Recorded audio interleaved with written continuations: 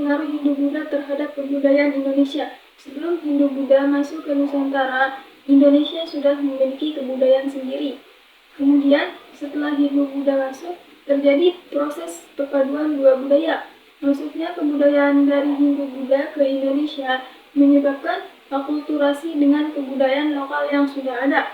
Dikutip dalam Kamus Besar Bahasa Indonesia, akulturasi adalah percampuran dua kebudayaan atau lebih yang saling bertemu dan memengaruhi. Hasil kebudayaan baru tersebut pastinya memiliki ciri khas. Contoh, akulturasi antara kebudayaan Hindu-Buddha dengan kebudayaan asli Indonesia dapat dilihat dari seni bangunan, seni rupa, dan ukir, serta seni bangunan. Bentuk bangunan candi di Indonesia pada umumnya merupakan bentuk akulturasi antara unsur budaya Hindu-Buddha dengan unsur budaya asli Indonesia. Sedangkan budaya Indonesia terletak pada bentuk candi yang umumnya berupa punden berundak. Bangunan punden berundak sebenarnya sudah berkembang dari masa prakarsa. Sebagai penggambaran dari alam semesta yang bertingkat-tingkat, tingkat yang paling atas adalah tempat persemayaman nenek moyang. Punden berundak menjadi sarana khusus untuk pemujaan terhadap roh nenek moyang. B. Seni rupa dan ukur. Masuknya pengaruh Hindu-Buddha membawa perkembangan dalam bidang seni rupa, seni pahat, dan seni ukur. Hal ini dapat dilihat pada relief atau ukir yang dipahatkan pada bagian dinding candi. Misalnya, relief yang dipahatkan pada dinding-dinding pagar Langkan di Candi Borobudur berupa pahatan riwayat Sang Buddha.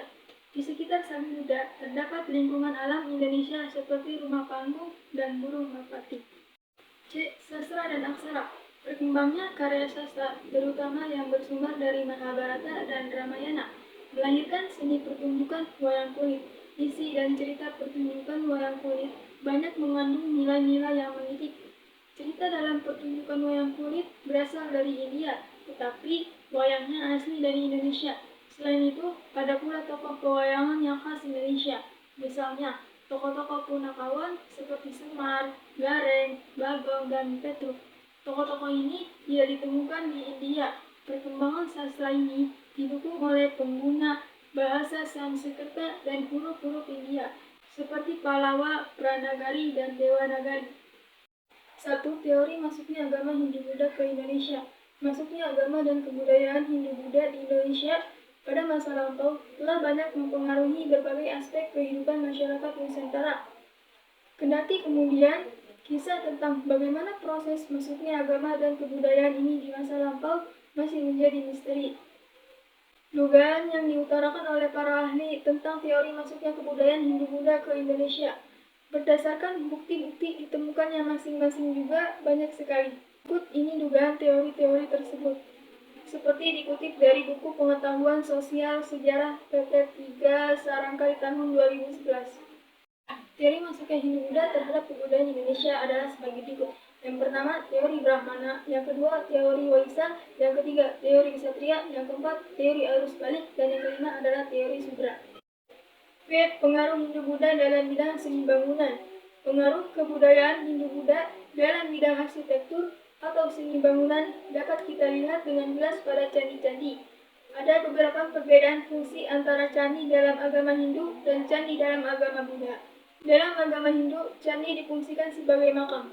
Adapun dalam agama Buddha, candi difungsikan sebagai tempat pemujaan atau peribadatan. Meski difungsikan sebagai makam, namun tidak berarti bahwa mayat atau abu jenazah dikuburkan di candi. Benda yang dikuburkan atau dicandikan adalah macam-macam benda yang disebut pripi. Pripi ini dianggap sebagai lambang zat jasmaniah yang rohnya sudah bersatu dengan dewa penitisnya. Pripi ini diletakkan dalam peti baru di dasar bangunan. Kemudian di atasnya dibuatkan patung dewa sebagai perwujudan sang raja. C. Pengaruh Hindu-Buddha terhadap seni rupa. Seni Indonesia banyak dipengaruhi oleh kebudayaan Hindu-Buddha dari India adalah seni pahat atau ukir, dan seni patung. Seni pahat dan ukir umumnya berupa hiasan-hiasan dinding yang diukir di tembok-tembok candi yang menceritakan kehidupan di Gunung Mahameru. Gunung Mahameru merupakan gunung tempat tinggal para dewa seperti Gunung Olympus di Yunani yang merupakan tempat tinggal dewa Zeus dan putranya Hercules. Gaya relief tiap-tiap daerah memiliki keunikan. Relief di Jawa Timur bergaya Mayang dengan objek-objeknya berbentuk gepeng atau dua dimensi. Adapun relief di Jawa Tengah bergaya naturalis dengan lekukan-lekukan yang dalam sehingga memberikan kesan tiga dimensi. Masa kerajaan relief di Jawa Timur